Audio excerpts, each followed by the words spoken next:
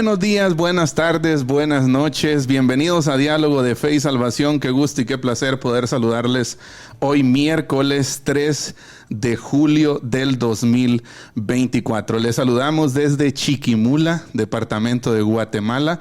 Y queremos saludarles a todos ustedes que ya están con nosotros a través de las distintas plataformas, a través de Facebook Live, a través de Radio Alternativa, a través también de Amigos TV y por supuesto también a través de Radio Cultural Amigos.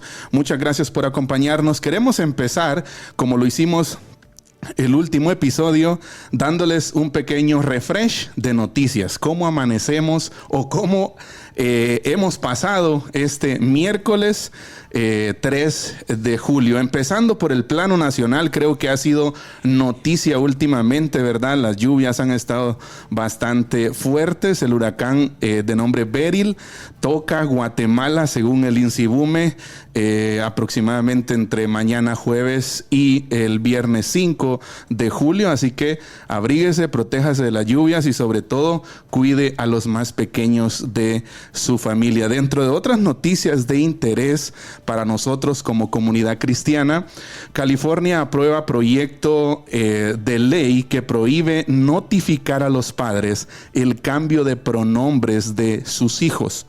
Así que en la escuela, en el high school, como tradicionalmente le dicen en Estados Unidos, podrán usar pronombres como ellos, todes, sin previo aviso a sus padres. Dentro de otras noticias también en Europa, en medio de la creciente islamización de Europa, Turquía está expulsando de su territorio a los misioneros cristianos. Y también, aunque no lo podamos contar como persecución hacia el cristianismo, mire, la escalada de violencia y crimen ha crecido de forma exponencial en Haití y últimamente, en la última semana, 3 misioneros han perdido la vida debido a ello. El pasado mes de abril hubieron elecciones en India y aunque ganó el partido que ya lleva varios periodos en el mando, muchos analistas auguran una disminución del extremismo religioso. Esto puede significar, según el sitio web Puertas Abiertas, esto puede significar que se estarán abriendo en India puertas nuevas para el avance, para que el reino de Dios pueda crecer un poco más en aquel país. Un reconocido apologeta que creo que en algún momento todos hemos escuchado o leído, de nombre Josh McDowell, escritor prolífico de muchos libros. Entre ellos podemos mencionar títulos como, por ejemplo, Inquebrantable y Evidencia que exige un veredicto. Publicó recientemente un documental de su vida y usted lo puede encontrar gratis en YouTube. Así que usted puede buscarlo ahí. Este documental sale con razón o con motivo de poder ayudar a jóvenes que están viviendo una crisis de fe. Dentro de otras noticias también, la popular y conocida revista Forbes recientemente publicó el ranking de países más amigables con la comunidad LGBTIQ+. ¿Y sabe usted? Guatemala no está ni siquiera en el top 20. 3 intentos judiciales, aprovechando siempre este mismo hilo de noticias, 3 intentos judiciales se realizaron para impedir el desfile del Orgullo Gay 2024 aquí en Guatemala. Ninguno de estos intentos logró su cometido. El desfile se llevó a cabo en el centro histórico de la ciudad de Guatemala, aunque claramente la Corte de Constitucionalidad exigió a la Policía Nacional Civil que verificara que el desfile se llevara a cabo, entre comillas, respetando las buenas costumbres.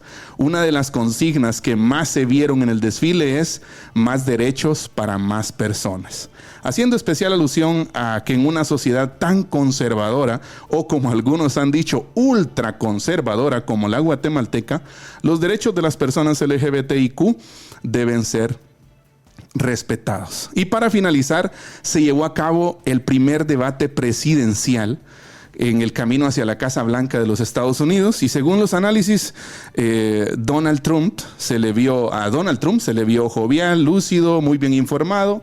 Y contrario a esto, a Joe Biden se le vio con altos y preocupantes signos de demencia senil.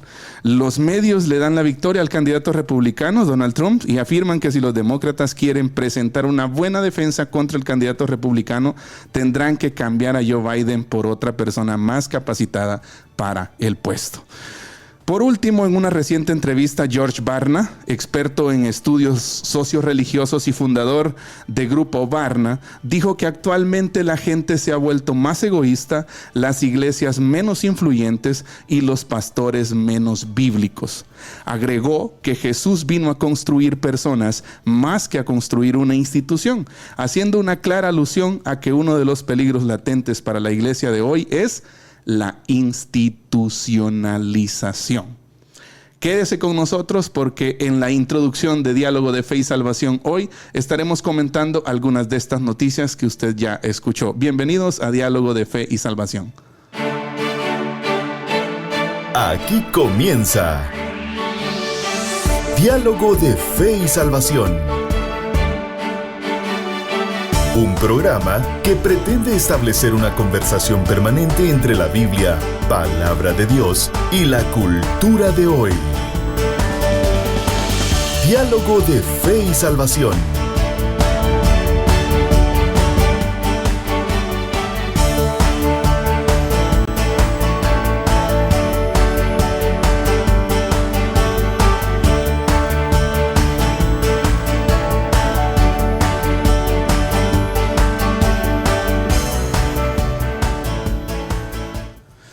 Hola familia, Dios les bendiga. Después de esa introducción noticiera de nuestro hermano Eddie, pues viendo un poco acerca del acontecer mundial, pues damos gracias a Dios por un episodio más de Diálogo de Fe y Salvación. Y estamos en nuestra serie Liderazgo Transformacional y hoy estamos con el episodio 150, hermano Eddie. 150. Episodio 150, el pastor como líder, segunda parte. Hoy vamos a estar observando un poco desde la perspectiva de el Salmo 23, pastor. Pero antes de ello, pastor, rapidito, me gustaría nada más que tocáramos dos, después de todas esas buenas noticias en cuanto a saberlo, ¿verdad? Ustedes que son malas en otro sentido, ¿no? Ajá. Pero llama la atención la pugna judicial que hubo la semana anterior, pastor, con relación al desfile del orgullo aquí en Guatemala. Así es. Y después de los intentos, pues la Corte de Constitucionalidad llegó al punto de decir que con niños no. Así es. O sea, que con niños no, porque se violaban algunos artículos de la Constitución Política de la República de Guatemala y que también se limitaran a las obscenidades y a las prácticas, ¿verdad? Ustedes que en esos desfiles pues se observan, ¿verdad? Entonces, sí, yo creo que un gran relajo, por ejemplo, en Twitter, antiguo Twitter, ahora X. Ahí había de todo y como siempre, pastor, lamentablemente el ataque directo de estas organizaciones, de personajes que son afines a estas ideologías, ¿verdad usted? Un ataque directo hacia la iglesia. Sí, yo creo que es increíble. Yo creo que es importante. Primero, pues lo que usted decía, ¿no? Creo que es importante que como iglesia nosotros estemos pues informados, ¿no? De lo que está pasando, de qué está pasando, cómo está pasando y más si es aún en nuestro país, ¿verdad? Claro. Y también, por supuesto, lo que está más allá también de nuestras fronteras y por eso pues damos este review de noticias, ¿verdad? Pero con especialidad el tema que usted aborda, pastor, pienso que por un lado, pienso que es un tema que hay que tratar, tiene para discusión. Sí, tiene ¿ya? Para discusión. Por otro lado, pues yo creo que todos estamos muy de acuerdo, ¿no? En que bueno, que hay quien que es libre de manifestarse, ¿no? Le doy una opinión un poco radical. No, un poco, tal vez, pastor, un poco, ¿qué le digo? Controversial. Ajá. Yo no estaría de acuerdo. Mire lo que voy a decir ahorita, que puede sonar como ¿qué? Herejía. ¿Sí ves? Yo no estaría de acuerdo hasta cierto punto, pastor, en impedirles hacerlo. Eso era lo que yo le iba a decir. O sea, eso era lo que yo le iba a decir. Yo creo que aquí entramos ante los principios de la libertad. Sí. Si alguien quiere, bueno, ahora yo creo que con los niños y las obscenidades, desnudeces y a veces cosas que uno ni siquiera mencionar puede, yo creo que eso sí se puede limitar. Es que ese era el punto. Exacto, pero que ellos, pastor, yo creo que no podemos llegar a eso. Sí, yo pienso que no podemos imponer una perspectiva desde el gobierno. Porque ¿verdad? No es la forma. No es la forma. No es la forma. Ahora, si usted me pregunta a mí, hermano, ¿y usted estaría contento si lo eliminan? Probablemente, ¿verdad? Usted, pero no es correcto. Pero desde la perspectiva bíblica... No es correcto. No es correcto. Que el gobierno le impida, por decir así, esto, ¿verdad? Que fuera bueno es otro tema. Exacto. Es otro tema, pero yo creo que no podemos llegar a ese nivel de extremismo. De que el Estado, no exacto. Si alguien quiere ser libre, pastor, que lo haga. Sí. Pero que no imponga, o sea, que deje. Exacto. Que no imponga. Yo pienso que cuando leí la noticia, pues eso vino a mi mente también, que por un lado... Pues son libres de manifestarse, aunque la Corte de Constitucionalidad fue bien clara. Exacto. Ellos comenzaron a armar un relato falso. Sí, aunque también, pastor, yo pienso que el tema de los niños es un tema también que tiene que ver con paternidad. Sí. Con el tema del cuidado que los padres tienen que tener con los niños, ¿no? Sí, pero también aquí vamos a entrar en un lío entre ustedes si usted quiere. Démosle. Porque mire, porque tenemos que tener cuidado también con la violación de los derechos de los niños. Ajá. O sea, por ejemplo, porque alguien sea el papá de un niño no significa que tiene el derecho a violar sus derechos. O sea, ser papá no le... Es que a eso le estoy diciendo yo. O sea, de que eso debería ser... ahí es donde entra la responsabilidad del papá. Claro. ¿Ya? Desde esa perspectiva. Pero yo sí estoy de acuerdo en que la Corte sí proteja a los niños en ese sentido. O sea, ¿por qué? Porque queremos plantear de la Corte... la Corte de Constitucionalidad, entre comillas, es la que vela por el cumplimiento de la Constitución Política de la República de Guatemala. Así es. Y yo creo que sí... Un padre, y que sucede, por cierto, está vulnerando los derechos de sus hijos, no porque sea padre le da derecho a hacerlo. No, y creo que sí puede existir un ente garante de que no se afecte el derecho del niño. Exacto. Pero, como dice usted, obviamente desde la perspectiva moral educacional, bueno, la responsabilidad del papá, ¿no? Ustedes no deberían... A eso me refiero yo. Exacto, no deberían las cortes estar como interviniendo en este asunto. Exacto. Pero lamentablemente pasa, pastor, y utilizan a los niños con fines estratégicos, ¿verdad? Usted y yo creo que eso sí no está bien, pero igual. Sucesos que pasan en Guatemala y tremendo lo que... Mire, está interesante lo que son en Estados Unidos, pastor.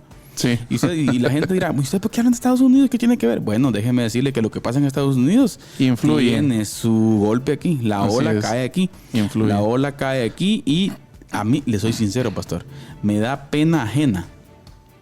Me da hasta pena ajena, fíjese, cómo el máximo líder del país más poderoso del mundo por el momento, en la situación que está. Sí. Es increíble. No entiendo. Quizás no quieren provocar un caos político, ¿verdad usted? Así es.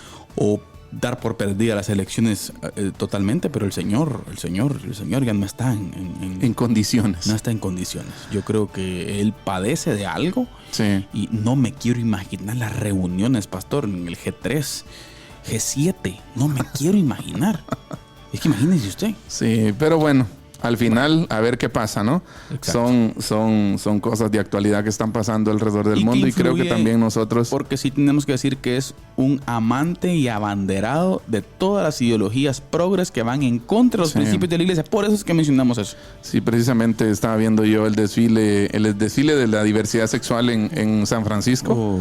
Y estaba viendo yo, por ejemplo, que un carro de los Navy SEALs, de los bomberos, o sea, de diferentes entes gubernamentales iban ahí como parte del desfile, ¿verdad? Usted de la diversidad sexual en San Francisco. Incluyó también el tema de la desnudez y nudismo y niños presentes. Todo ese tema es un tema... No me quiero imaginar los antiguos excombatientes de la Primera y Segunda Guerra Mundial. Los del desembarco de Normandía, digo. De West Point, viendo a estos oficiales y soldados así. Pero bueno. hoy. El mundo en el que vivimos. Exacto. Hablemos de la iglesia, pastor, porque estamos en serie bíblica. Hablemos de el pastor como líder. Interesante. Bueno, sigamos hablando de eso, ¿no? Venimos hablando sobre eso. Venimos hablando sobre cómo la figura pastoral, pastor, viene desde una perspectiva de servicio. Así es. No de una persona a la cual somete a su gente. Así es. Y dijimos también en el último programa, un líder el cual le interesa que la persona tenga un contacto con la escritura y crezca. Que crezca. Y que crezca. Yo creo que uno de los ejemplos que sobresale ahí, que lo hemos mencionado una y otra vez, es Pablo, ¿verdad usted? Claro. Pablo, hay una pasión en el corazón de Pablo, y la pasión del corazón de Pablo es que los creyentes alcancen la madurez. Ya, o sea, llevar gente del punto A al punto B, ¿verdad usted? Claro. Hacer los discípulos, completar ese proceso, ¿verdad usted? Buenísimo, que es un proceso que puede llevar años o meses, puede ser más corto en unos, más largo en otros. Mire, ¿verdad? pastor, me voy a salir del guión ahorita, yo fíjese, pero hay un punto, siempre pasa, ¿verdad? Hay un punto aplicativo con lo que usted decía, y creo que es un punto aplicativo con todos los pastores que nos escuchan y nos ven. ¿Existe una ruta específica en su iglesia del punto A al punto B, al punto C, al punto D? Ese es el O sea, de hecho es uno de los argumentos últimamente, fíjese, cuando usted ve, ¿no?, personas que están analizando el contexto eclesial. Hablo no de una congregación en específico, sino el contexto eclesial a nivel latinoamericano, ¿verdad usted? De que la iglesia no está ofreciendo un camino claro hacia la madurez. O sea, porque déjeme decirle que ir al culto no es caminar hacia la madurez. Ese podría ser nada más un no sé qué porcentaje, pero es un pequeño porcentaje del camino que la gente tiene que emprender, o que está emprendiendo una vez conoce a Cristo, hacia la madurez en Cristo, ¿verdad? El culto es un programa. Entonces pienso que, hermano Carlitos, en esa línea, lo que estábamos comentando ahorita, toda iglesia local debería de ofrecer acorde a su contexto, ¿verdad? Claro. ¿Usted? La dinámica del espíritu. Exacto, los contextos son distintos, ¿verdad? Sí. Pero acorde al contexto de cada iglesia local, sea ciudad, sea aldea, sea barrio, cualquier lugar, la iglesia debería ofrecer un camino claro hacia la madurez, ¿ya? Y eso es muchas veces lo que nos falta. Lo que la dinámica del Espíritu Santo al pastor le indique, pastor, desde la perspectiva bíblica, obviamente, en la exposición de la Escritura. Pero como dice usted, muchas veces eso no está. Así es. Y yo creo, pastores, hermanos, necesitamos plantear un camino. ¿En dónde está ubicada la persona? Exacto. ¿En qué punto de su caminar en Cristo está? Exacto. Y me llama la atención. ¿En qué momento? ¿Será que ya puede comer comida sólida? Por ejemplo, Pablo toca el tema, ¿verdad? Ajá. Toca el tema también Pedro. Exacto. Toca el tema el escritor de los Hebreos. Por ejemplo, el escritor de los Hebreos hace una aplicación y una conexión con el tiempo. Por ejemplo, cuando le dice en el capítulo 5, si no estoy mal, verso 14, les dice: muchachos, ustedes ya deberían ser maestros. Debiendo ser ya maestros. Que tienen. Sí. Vengo yo aquí a explicar los primeros rudimentos. Exacto. Ustedes queriendo ir a matar corderitos, cuando no me vengan así que les vengan a explicar esto. Exacto. Ustedes deberían conocer la doctrina de la gracia. Así es. Por ejemplo. Sí. Deberían de explicar la justificación por la fe. Y me vienen a decir que tengo que explicarles que el cordero ya no, que el corderito ya vino, que el cordero ya vino. O sea, tenemos que tener una visión, pastor. Y sabe, este es un punto bien importante, fíjese. Esto creo que debe predicarse desde el principio. Ajá. O sea, el mensaje del llamamiento debe implicar ese proceso. Sí, claro. Entonces, la gente debe saber a qué se mete. Sí, precisamente ayer estaba viendo yo un tema, ¿no?, que estamos estudiando en las células, referente a eso, ¿verdad? Usted, cuando el Señor llama a sus discípulos, en ningún momento, escuche por favor, porque esto es para mí, es para usted también. En ningún momento el llamamiento de Jesús a sus discípulos fue un llamamiento pasivo. ¿Ya? Claro. Sígueme implica acción. Claro. Sígueme implica vení, aprendé de mí, vení, seguime, caminá, sufrí, viví conmigo. Mire, ¿ya? Hay algo bien interesante, fíjese, pastor, el término discípulo. Ajá. O sea, cuando vemos el término discípulo, no de por gusto, había una cultura grecorromana en aquel tiempo, ¿verdad? Y cuando desde la perspectiva grecorromana, el término que se utiliza en el Nuevo Testamento para discípulo, pastor, tiene impreso de fondo cuáles son ¿A qué se le reconoce como a un discípulo? Exacto. O sea, a una persona que está constantemente a los pies del maestro. Exacto. Y hay rasgos en donde, por ejemplo, el maestro ya no está, los discípulos continúan. Siguen su filosofía. Exactamente. Y uno de los puntos es ese constante y continuo aprendizaje. Exacto. Entonces, cuando vemos esto, creo yo que hoy en día la iglesia ha sido limitada solo a congregarse hasta cierto punto, de tener eventos cristianos y no un proceso discipular en donde la persona sea sometida a un proceso de aprendizaje. Así es. En algún momento, yo creo que lo hablábamos la semana anterior, un pastor a mí me decía, mire, estoy contento porque me aceptaron 2 jóvenes, me decía, ¿verdad? Perfecto, hermano, y ya comenzó usted a discipularlo. No, yo le dije que llegaran al culto. No, hermano, ya no. Necesita usted sentarse con él. Sí, claro. O sea, es la parte, hermano. Y ese es el gran reto que tenemos, ¿no? No hay otra forma. Y es el gran reto que tenemos como pastores, como líderes de iglesia. Pero volviendo al tema, hermano Carlitos, creo que una de las últimas cosas que mencionábamos y que creo que está conectado también con esto el miércoles pasado es que dar órdenes y liderar son 2 cosas diferentes. Claro. ¿Sí? Dar órdenes y liderar son 2 cosas distintas. Definitivamente. Estamos aquí para liderar, no necesariamente para dar órdenes. Claro. ¿Ya? Hay alguien que da las órdenes y las da en su palabra claramente, ¿verdad? Ya, entonces, y de ahí, pues obviamente lo que nos toca hoy es ver un poco, hermano Carlitos, que yo creo que es el paradigma por excelencia del ministerio pastoral, que es el Salmo 23, ¿no? Claro, hay muchas figuras que obviamente en primer lugar como el buen pastor, ¿verdad? Que es él, ¿verdad, Eddie? Nos lleva a sacar las figuras, las metáforas, las figuras literarias que ocupa el Salmo 23, que nos dan ciertos rasgos de cómo el ministerio pastoral debe de llevarse. Exacto. Y por poner un ejemplo, y me gustaría mencionar el comentario de un profesor, el cual dice, este salmo respiré en su totalidad un espíritu de calma, escuche, y confianza asegurada en Dios. Habla de una paz tan honda, una serenidad tan profunda, que ni aún el pensamiento de la sombra de muerte no le puede causar preocupación. Exacto. Tal vez no haya salmo en el cual la ausencia de toda duda, aprensión, temor, ansiedad es tan remarcada. Ahora, pensemos en el fondo del salmo.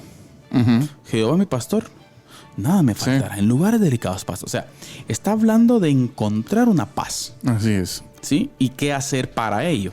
Bueno, vemos que es el pastor quien los guía a. Exacto. Entonces entendemos que la guianza a es la clave para poder alcanzar, si queremos decir, esta actitud o este comportamiento del corazón. Esta forma de vida, ¿verdad? Exacto, este comportamiento del corazón. Entonces aquí podemos darnos cuenta, Eddie, que lo que encontramos de fondo aquí está la guianza del pastor. Así es. Porque la oveja no va a buscar sola estos lugares. Exacto. Sino la guianza, porque el pastor sabe dónde están. Así es. Entonces, yo me gustaría unir ese pensamiento, Eddie, a qué importante es la labor del pastor de crear rutas específicas para que la gente comprenda la escritura. Ame a Jesús. Por eso le decía que estaba conectado directamente con lo que veníamos hablando, ¿verdad? Exacto. Porque si bien es cierto, hermano Carlitos, aquí hemos hablado de equipo pastoral, ¿verdad? Hemos hablado no solo de una persona, sino que el liderazgo saludable es bueno que esté sobre los hombros de varias personas, ¿verdad? Pero precisamente la labor pastoral va por ahí, lo que usted decía, ¿no? De proveer ese contexto. Sí, de proveer, hace unos días escuché a un escritor, Félix Ortiz, pastor en Barcelona y profesor de universidad también, y él decía eso precisamente, el pastor, y él, yo creo que tiene lógica lo que dijo, ¿ya? El pastor es responsable de proveer comida, ¿ya? Pero la oveja es responsable de comer. Exacto. ¿Ya? Exacto. Entonces, y ahí está el punto, ¿verdad usted? Sí. Pastor y oveja tienen que juntarse para que el crecimiento suceda. Yo tengo un conflicto serio con eso, fíjese, hermano Eddie. Es una visión que en algún momento hemos platicado con algunos hermanos maduramente, por cierto. Ajá. Y voy a meterme ese lío ahorita. Mire, pues. Por lo regular, lo que siempre tenemos en mente en nuestro contexto eclesial aquí en Oriente, vamos a decirlo así, para no limitarnos a lo que hemos visto y oído, digo, es de que el pastor tiene aquella figura, por ejemplo, mire, de andar buscando la gente. O sea, buscando la oveja perdida. O sea, así, el problema es que a veces todas están perdidas, ¿verdad? O sea, ese es el lío, ¿no? Que tiene que tener un énfasis específico sobre... Y yo no digo que el pastor no tenga que estar en momentos complicados de las personas. Sí, yo pienso que el corazón pastoral no es negociable. Pero lo que voy yo, pastor, que existe, creo yo, una excesiva... Dependencia. Un excesivo interés de la congregación. Que el trabajo primordial del pastor es andar visitando a la gente. Sí, pues. Yo discrepo. Sí, pues. Para mí, eso es una opinión personal, ¿verdad? Obviamente tengo mis bases. Para mí, el trabajo primordial del pastor es prepararse para exponer. Sí. Y las 100 ovejas, siendo discípulos llamados por el Señor, salvados por el Señor, deberían tener disposición de ir y escuchar a ese varón que se preparó. Exacto. Para explicar. Sí. Es que no fui, hay que ir a visitarle, hermano. Está bien una vez, usted algo pasó. Pero es que no volvió a llegar, hay que... No, vamos, pastores, que es el que quiera. Sí. O sea, como dijo usted, o le decía el pastor Félix Ortiz, la persona necesita querer. Sí. Es que si no quieren, entonces ¿cómo? No, y yo pienso también, hermano Carlitos, que en los diferentes ejemplos neotestamentarios que ya los analizamos juntos aquí en programas pasados, lo que vemos es eso. Vemos un oficio pastoral dedicado a muchas actividades, pero priorizando una. Exacto. Que es esta, la que usted acaba de mencionar, ¿verdad? Vemos a los apóstoles que priorizan que el ministerio de la oración y la palabra. Vemos Pablo en sus exhortaciones a Tito y a Timoteo que priorizan ¿qué? El mismo tema, ¿verdad? El ministerio de la oración y la palabra. Y vuelvo a repetir, ¿ya? Yo no estoy diciendo que no hay que visitar, pero, no. pero es que exacto. Yo, por ejemplo, no comparto, pastor, aquella visión del pastor que va por las casas a tocar.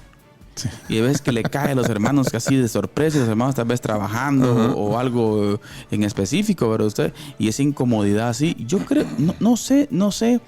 A veces quiero pensar en que a la gente le gusta que el pastor sea el policía de su vida espiritual. Sí, pues. Yo creo, pastor, que estamos llamados, que sí, a apacentar, como dice la escritura, ¿verdad? Pero yo lo relaciono más, pastor, con tener una pasión de parte del pastor por crear un contexto correcto para que esta persona venga decidiendo querer aprender, sumergirse en ese proceso. Así es. El problema es que, por ejemplo, la gente hoy en día no se somete a un proceso de enseñanza-aprendizaje. Aparece cada domingo y con esa aparecida cada domingo quieren que el resto de la semana el pastor los vaya a visitar y la iglesia no crece. Y si no crece la iglesia es por causa del pastor.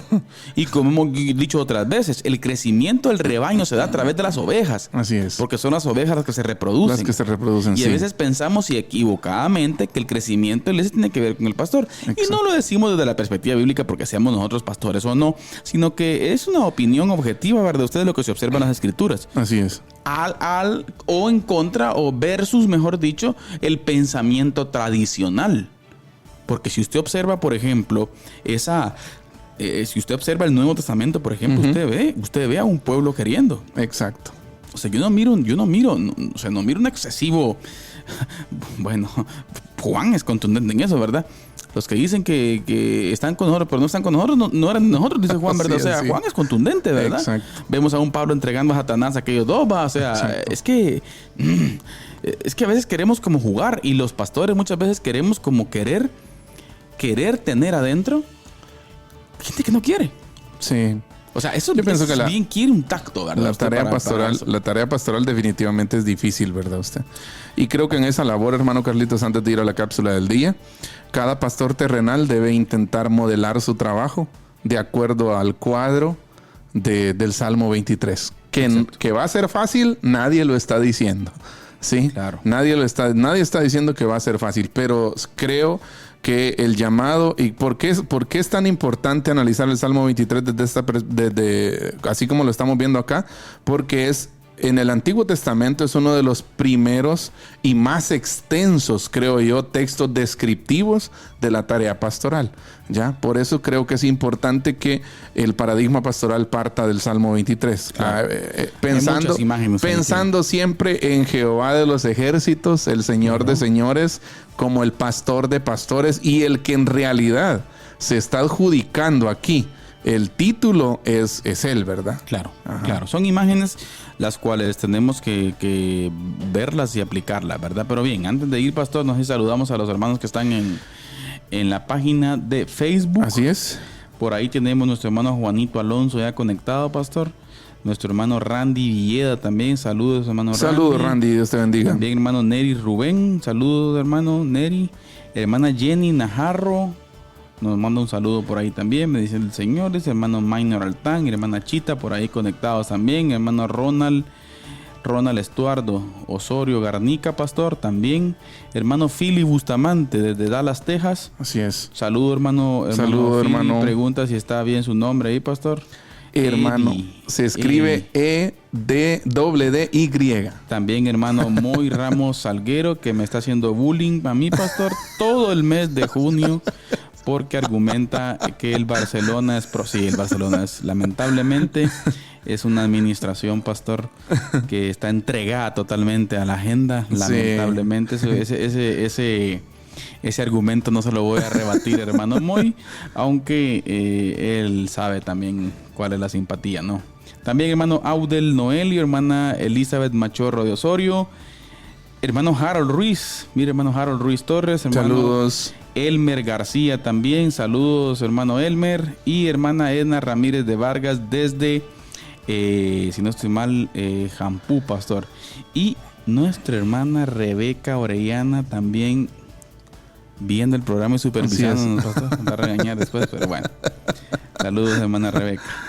Amén. Pastor, vamos a la cápsula. Vamos a la cápsula Así que rápidamente. Vamos a la cápsula del día. Saluden, escriban ahí, compartan. Después vamos a nuevamente a saludarlo. Así que, hermano Eddie, vamos con la cápsula del día. Hoy nos trae cápsula apologética. Así que, hermano Eddie, adelante. Diálogo de Fe y Salvación presenta la cápsula del día. La cápsula del día. En tiempos como los que vivimos se hace más que necesario que nosotros como creyentes, como justificados, discípulos justificados por la fe en Jesús, hagamos apologética. Y creo que tal vez hay algunos de nosotros, ¿no?, que nos parezca quizás un poquito extraña hasta la palabra. ¿Qué es apologética? Apologética en su forma más pura y básica es argumentar y presentar una defensa de lo que uno cree y el por qué lo cree. En este sentido, nosotros debemos de argumentar nuestra fe, de presentar nuestra fe y de defender nuestra fe donde quiera que nos toque. El apóstol Pedro ya lo dijo claramente en su primera carta, capítulo 3, versículo 15. Él dice: si alguien les pregunta acerca de la esperanza que tienen como creyentes, estén siempre preparados para dar una explicación. Y creo que esas explicaciones son más que necesarias en nuestro tiempo. Que sepamos nosotros cómo argumentar coherentemente nuestra fe. Ahora quiero dejarles 3 cosas respecto a apologética. ¿Cuáles son los objetivos de la apologética cristiana? ¿Cuáles son los objetivos para que yo pueda defender mi fe cristiana? ¿Cuáles son las razones? ¿Cuáles son las metas que yo persigo al defender mi fe? Número 1, presentar la fe en Jesús. No hay que perder de vista que mi objetivo al hacer apologética o al defender mi fe en Jesús no es tanto ganar un argumento, no es tanto ganar una discusión, no es ridiculizar al otro, al que cree diferente, al ateo o a quien quiera que esté oponiéndose a lo que yo creo, ofreciendo ideas contrarias. Mi primer objetivo debe ser presentar la fe en Jesús, o sea, ofrecer pruebas de que el cristianismo es verdad. Número 2, segundo objetivo de la apologética cristiana: defender la fe en Jesús, responder cualquier pregunta que se haga en torno a atacar el cristianismo. Pero para eso yo necesito estar preparado bíblicamente. Para eso usted, joven, señorita, adulto, anciano que nos escucha, que nos ve, necesitamos comer Biblia. Sí, y no solo comer Biblia, necesitamos estudiar el contexto histórico, necesitamos estudiar los diferentes argumentos a favor de nuestra fe en Jesús, porque si usted no ha sido cuestionado todavía, estoy seguro que está cerca de serlo, porque es como va el mundo hoy en día. La fe en Jesús está siendo muy cuestionada y muy debatida. Objetivo número 3 de la apologética cristiana: atacar cualquier pensamiento contrario a la fe en Jesús. Esto consiste prácticamente en atacar la necedad de la persona que no cree. Sabe, Dios nos llama no solo a contestar las objeciones de los incrédulos, sino a ir hacia el frente en una ofensiva en contra de la mentira y en contra de todo pensamiento o argumento que atente contra nuestra fe en Jesús. Y con esto, para finalizar, quiero aclarar, ¿verdad?, que cuando decimos atacar cualquier pensamiento, nos referimos a una batalla de ideas. Necesitamos dar la batalla en el mundo de las ideas. No me refiero con esto a atacar la integridad de la persona, a atacar la persona como tal. No, debemos ser amables con las personas, pero como lo hemos dicho aquí también otras veces, duro con las ideas.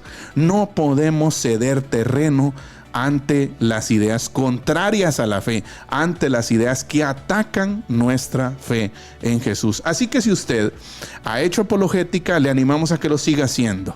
Documéntese, prepárese, estudie, capacítese y hágalo. Defienda la fe, presente la fe y ataque cualquier pensamiento que se presente contra la fe en Jesús. Y si aún no lo hace, por favor, necesitamos hacerlo. En los diferentes círculos donde nos movemos, en nuestro trabajo, en la familia, con los amigos, en la universidad, donde quiera que ustedes se presenten, en cualquier círculo social donde ustedes se mueven, estoy seguro que hay oportunidades para presentar la fe, para defender la fe y también para atacar todo pensamiento que va contra la fe en Jesús. Esta ha sido nuestra cápsula del día. Hoy ha sido una cápsula de apologética. Que el Señor les bendiga. Diálogo de Fe y Salvación presenta la cápsula del día. La cápsula del día. Bien, estamos de vuelta acá en Diálogo de Fe y Salvación y estamos de vuelta para continuar hablando sobre el pastor como líder. Una perspectiva bíblica del Salmo 23, pastor. Así que es importante observar todo eso. El programa anterior, recuerdo, Eddie, que hacíamos una alusión y me gustaría que profundizáramos un poquito más también en esto, en que cuando hablamos del buen pastor en tierras áridas de Palestina, Eddie, no estamos hablando de que, era un trabajo fácil. El trabajo no era fácil. Sí, y yo creo que el pastor tenía que ser muy sagaz para poder llevar a las ovejas, ¿verdad?, a estos delicados pastos. Ahora, yo creo que es una buena imagen para analizar, pastor, del desafío que implica también para el pastor hoy en día crear ese contexto que estamos hablando con las personas. ¿Por qué digo esto? Porque hay una dificultad. ¿Y cuál es la dificultad? La geografía del mundo, en un sentido espiritual, ¿verdad usted? Eso le iba a decir yo. Exacto. Precisamente. En un sentido espiritual, o sea, estamos hablando de un mundo materialista, una iglesia a la cual cada vez le gustan más otras cosas antes que el reino, una iglesia a la cual batalla con la tentación, por ejemplo, el materialismo, una iglesia que batalla con la tentación de tantas ideologías, por ejemplo, hedonismo, y una iglesia en constante batalla por las tentaciones que todas, una gran mayoría tienen que ver con aquellas que Satanás le ofreció a Jesús, por ejemplo, en la tentación. O sea, y todo eso borra o hace que se mire borroso, como dicen los jóvenes, ¿verdad? Usted, que se mire borroso su madurez en el reino. O sea, el terreno no es fácil. Yo pienso que la idea viene perfecta, hermano Carlitos. O sea, la figura, la figura literaria del pastor es una figura especial.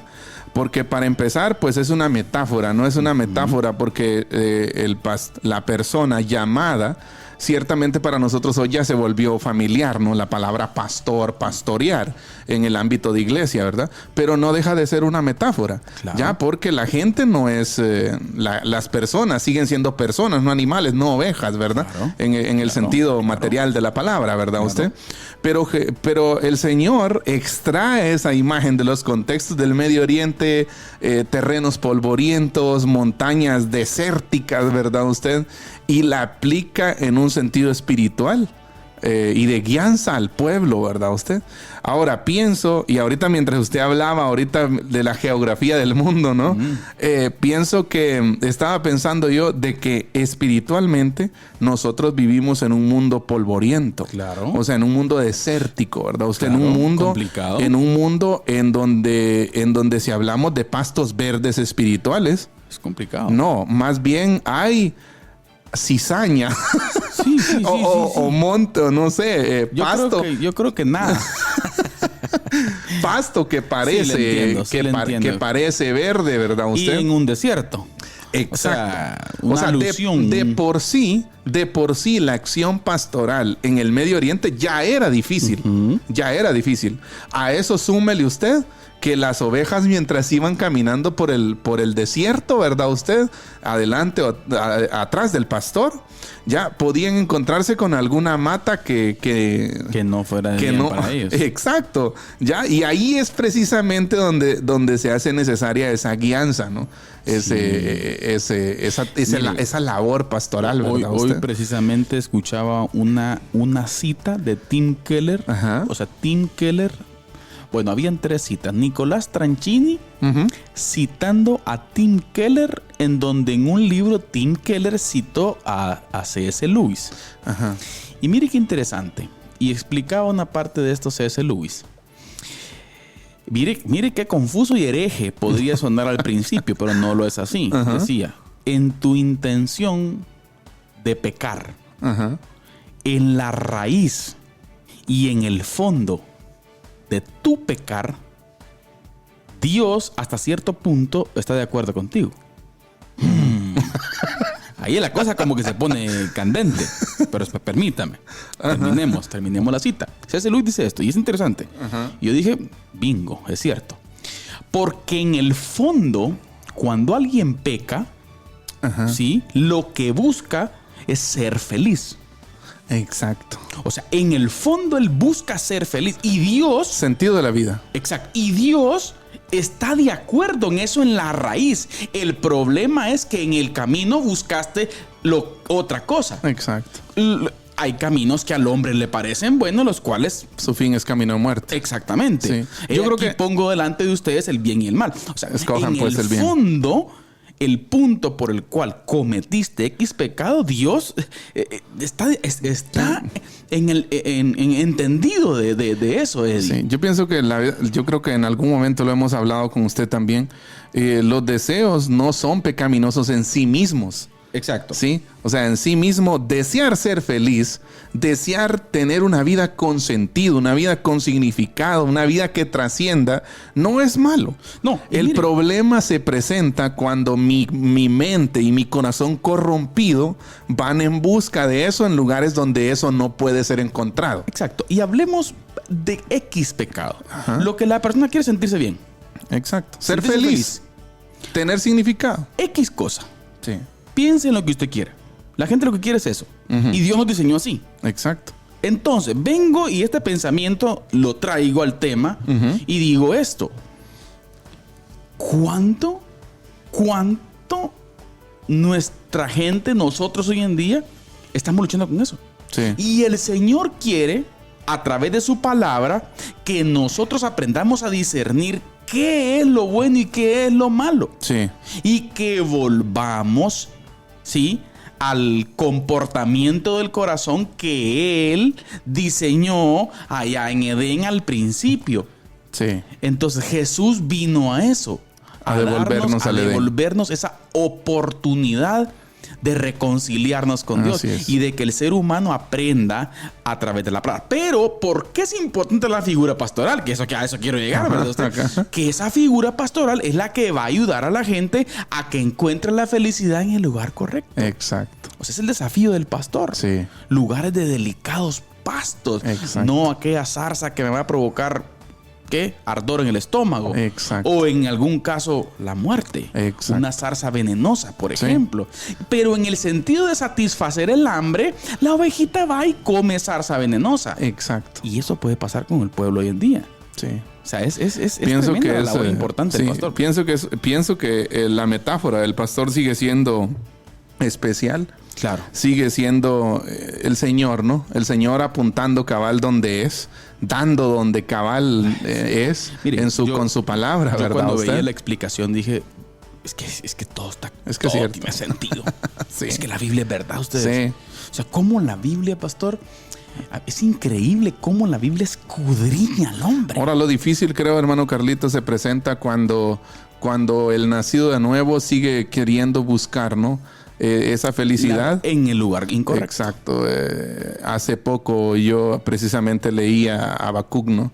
En donde una exhortación de Habacuc, en donde el Señor le dice al pueblo, ¿no? Que lo dejaron, que están echando en saco roto, a paralelo a lo que dice en Jeremías capítulo 9 también, en donde les dice, me dejaron a mí fuente de agua viva, pero están cavando cisternas. O sea, y miren, hermano Carlitos, eso es desde una perspectiva bíblica, yo lo entiendo así, que es una vida incoherente. Es una vida incoherente que aquel que conoce dónde está la fuente, deje la fuente y vaya a otro lado, ¿verdad? A la mente a mí, yo creo que una figura que podríamos ver, tal vez haciendo hasta tipo, ¿qué? Chistosa, ¿verdad? Usted aplicándolo a nuestros tiempos hoy. Es aquella famosa frase del Chavo, ¿verdad? Es que, pero qué bruto, ¿verdad? O sea, como seres humanos, pastor. Sí, es que andamos mal. En estos días un pastor me dijo una frase, precisamente, que ahí se las voy a dejar de tarea a todos los oyentes para que la descifren. Ajá. Porque precisamente estábamos abordando este tema de las cosas incoherentes muchas veces, ¿no? Que usted... ¿Qué hacemos? Exacto, como hijos de Dios, ¿verdad? Y él me dijo, ahí te la dejo de tarea, me dijo, ideas verdes incoloras duermen furiosamente. Ideas verdes incoloras duermen furiosamente. Bueno. Y precisamente, les doy el chivo, es una frase que gramaticalmente está correcta, una oración que gramaticalmente está correcta, pero en tema de significado es confusa, porque no hay ideas verdes incoloras. ¿Ya? ¿Ya? Y tampoco se puede dormir furiosamente. ¿Ya? Entonces, y así es algo aplicado al que ha nacido de nuevo, al Hijo de Dios. ¿Ya? O sea, si no estamos buscando esa fuente de agua viva, es algo ya entendí. Incoherente, ¿me entiendes? Ahorita entendí. Es algo incoherente, es algo ahorita, que no termina de tener sentido bíblico. Miren, hablemos de aquí, bajemos un poco la cosa. El problema es que en el Nuevo Testamento usted encuentra eso es contundente. Exacto. Usted ve los discípulos. Juan, pero fíjese que aquel que no está aquí no es de nosotros. Pero bien, él pasó la oración aquel día. Mira lo que le dice el Señor a Pedro, ¿no? Qué dura es esta palabra, Señor. Váyanse. Si tú quieres, también te puedes ir. Váyanse. Pero bueno. Pero bueno, hermano Carlitos, ya nos agarró el tiempo. Pero vamos a ir a la resistencia. Les recordamos que estamos abordando un poco ahí el paradigma pastoral partiendo del Salmo 23, evaluando y analizando un poco, ¿no? El contexto del ministerio pastoral desde el Antiguo Testamento. Y ahí es donde estamos platicando estas ideas. Quédese con nosotros porque a continuación le presentamos la resistencia con nuestro hermano Carlitos. Les escribo para exhortarles a contender ardientemente por la fe que fue entregada una vez y para siempre a los santos. Judas, versículo 3.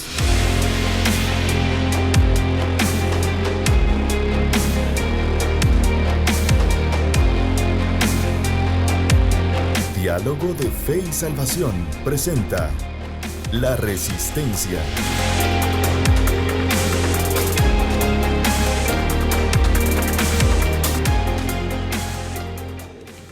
Saludos familia, bienvenidos a La Resistencia, este espacio en donde tratamos de conectar las ideas bíblicas con los sucesos que hoy en día acontecen en el mundo contemporáneo. Y hoy nos vamos al plano internacional, pero ese plano internacional que está conectado obviamente con nuestra Chapinlandia, con nuestra Guatemala. Y en algún momento las personas se preguntan ¿qué tan importante es que elijamos gobiernos o gobernantes los cuales tienen las ideas claras sobre los principios fundamentales de la creación y sobre los principios fundamentales del conservadurismo, si queremos decirlo así, desde una perspectiva bíblica?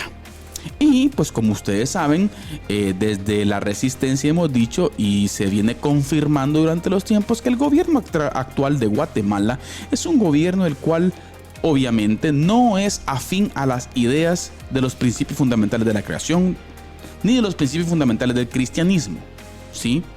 Argumentan ser laicos, pero en realidad son con ideologías muy bien claras, las cuales van en contra del cristianismo. Y quiero citar un ejemplo específico.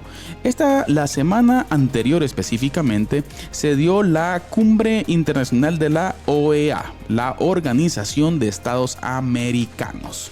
Una organización que yo más la veo como una ONG, porque es gente colocada ahí que la cual nadie eligió, la cual nadie votó para que estuviesen ahí, la cual nadie sabe de quiénes los colocan y por qué los colocan. Por lo tanto, funciona más como una ONG. Pero resulta que en esos órganos se toman las decisiones importantes para ahora ese órgano como figura imponerlos, ¿sí?, en las legislaciones nacionales de cada nación.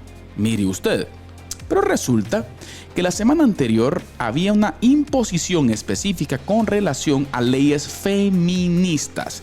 Y como ustedes saben, pues son leyes las cuales están totalmente orientadas al feminismo radical y a la ideología de género específicamente. A lo que quiero llegar es de que, escuchando a una analista paraguaya junto con Agustín Laje, haciendo un análisis de lo que sucedió en la cumbre, sucedió un fenómeno el cual ya años que no se había dado, y fue que algunas naciones, pocas, se pararon, ¿sí?, se pusieron de frente y argumentaron en contra sobre las políticas feministas que querían imponer a las naciones y sobre las políticas de ideología de género y de la interrupción del embarazo, que no puedo decir la palabra aquí porque nos cortan el video, pero a lo que quiero llegar, que estas pocas naciones, ¿sí?, vinieron a dar el debate en contra. Y les quiero contar que obviamente Guatemala no. Y uno de los análisis que hace esta analista específicamente toma el dato de Guatemala. Que Guatemala históricamente había sido un país el cual se había posicionado en contra de todas estas ideologías. Históricamente por años. Pero resulta que Guatemala ahora fue afín a esas ideologías. Lamentablemente por nuestro país.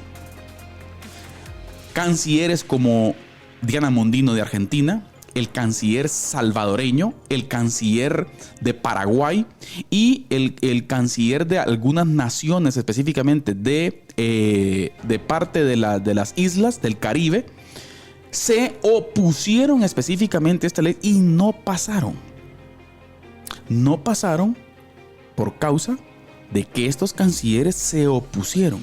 Y cuando vieron la oposición de estos cancilleres, algunos otros se animaron también a levantar la voz. Cosa nunca antes vista según estos analistas. Pero el dato que yo quiero rescatar es que mi querida Chapinlandia, Guatemala, la cual por medios que todavía está por averiguar, terminó llegando un presidente de corte progre, hoy en día en estos entes internacionales no apoya ninguna iniciativa de índole cristiana. Así que, qué importante es que sepamos elegir gobernantes, familia. Pero no dejemos llevar por el desánimo ni por el temor. Recuerde usted, Cristo Jesús reina hoy. Esto fue La Resistencia. Que el Señor les bendiga. Les escribo para exhortarles a contender ardientemente por la fe que fue entregada una vez y para siempre a los santos. Judas, versículo 3.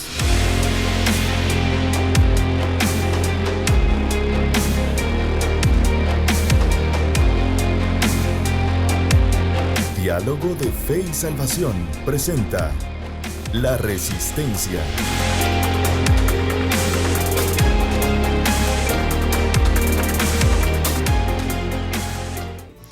Bien, estamos de vuelta, hermanos, después de la resistencia. Muchas gracias por seguir con nosotros y gracias, por supuesto, también al pastor Carlitos ahí que nos dio una pequeña ampliación, ¿no?, de lo que está pasando en la OEA y de Organización de los Estados Americanos, por sus siglas. Por un momento pensé, pastor, retirarse de esos órganos. Sí. No, pero... Sí, Guatemala trae deuda, vaina, ¿no? Sí, es que para lo único que esos ONGs, porque me gustó la definición de Agustín Laje. Sí. Esos ya no son entes, son ONGs. Sí, pues. Nadie los elige, pastor. Sí. Y quieren imponernos una agenda ridícula. Sí. Y Guatemala. Pero es lo que está pasando. Guatemala mencionaron, fíjese interesante, AFI, por ejemplo, ha sido una organización que siempre ha estado a la defensa. Asociación La Familia Importa, ¿no? Exacto. Y obviamente con la Cancillería, ¿verdad? Usted en apoyo con la Cancillería, pues resulta que la Cancillería guatemalteca ahora apoyando eso. Sí, pues. Bueno. Es lo que está pasando y bueno, tenemos que estar listos. ¿Qué vamos a hacer? Para presentarlo. Eso dice que estas agendas en Guatemala, entre comillas, son aceptadas. Exacto. Sí. Y ahí el por qué vamos a comenzar a ver cosillas en este transcurrir de los años. Hay que estar atentos a ver qué pasa, ¿verdad? Pero bueno, nos toca cerrar el programa ya, hermano Carlitos, se nos fue el tiempo. Y yo quisiera concluir hoy, puesto que es nuestra última parte de El Pastor como líder. Pienso terminar con cerrar, ¿no?, con una de las palabras de Roberto Casper acerca del liderazgo, teología bíblica del liderazgo. Y me gusta lo que él dice: tenemos que escoger el modelo que queremos de liderazgo. ¿Ya? Estamos, creo yo, obligados. La Biblia nos da pautas claras para el liderazgo espiritual saludable, pero usted y yo como pastor tenemos que elegir si queremos el modelo mundano o el modelo presentado por Jesucristo. Usted tiene que elegir si quiere un modelo de dominación, un modelo de sometimiento, un modelo de dar órdenes, o si quiere un modelo de liderar, de servir, de lavar pies, ¿ya?, de ensuciarse las manos, ¿ya?, de meterse al lodo con la gente. Claro. ¿Ya? Hay que escoger, como bien lo decía en su momento Josué, ¿no?, en el capítulo 24, versículo 15. Escogeos hoy a quién vas a servir. Y obvio, ojo, que Josué dijo esto a los ancianos de Israel. Escojan pues a quién van a servir, pero yo y mi casa serviremos a Jehová. En un contexto de liderazgo también es aplicable esto, ¿verdad? Definitivamente. Y por último, hermano Carlitos, tal vez está un poco desconectado de lo que acabo de decir, pero no quería finalizar sin mencionar una pregunta que en un foro de pastores le hicieron a John MacArthur una vez, ¿sí? Y le preguntan a él, ¿cómo pudo al fin superar el orgullo? ¿Por qué? ¿Por qué es importante esta pregunta? Porque es fácil creerse superior espiritualmente cuando uno está en un papel pastoral. Claro. Es súper fácil. Pero diga la respuesta. ¿Ya? Entonces él dijo, ¿quién te dijo que ya lo superé? ¿Quién te dijo que ya lo superé? Esperaba esa respuesta. Así que ni usted ni yo hemos superado hasta que ya no estemos en esta carne caída. Así que ahí lo recuerda. Es por eso, familia, que el papel del pastor no es un papel autoritario, hermanos, en un sentido en donde impone, ordena. Así es. Sino es uno que guía. Lidera. Ayuda. Lava pies. Lava pies. Entonces creo yo que el carácter humilde y servicial, pastor, debe estar ahí. Tiene que estar. Esto fue Diálogo de Fe y Salvación. Gracias por haber estado con nosotros, pastor. Gracias a todo el equipo. Muchas gracias a todos. TV. Gracias. Por estar con nosotros, pastor. Así es. Gracias. Gracias, hermano Boris Díaz también, que se conectó últimamente, y hermana Nora Galdames hasta Colonia Minerva. El licenciado Misraín Manolo también. Saludos, hermano Misra. Muchas gracias. De la capital, pastor. Buen amigo, por cierto. Un gusto verlo, un gusto saludarlo por ahí, aunque sea por las redes. Un saludo. Muy bien, gracias por haber estado con nosotros, mis queridos hermanos. Siempre queremos recordarles que la verdad no solamente puede ser corrompida con la mentira, sino también con el silencio. Que Dios les bendiga. Dios les bendiga.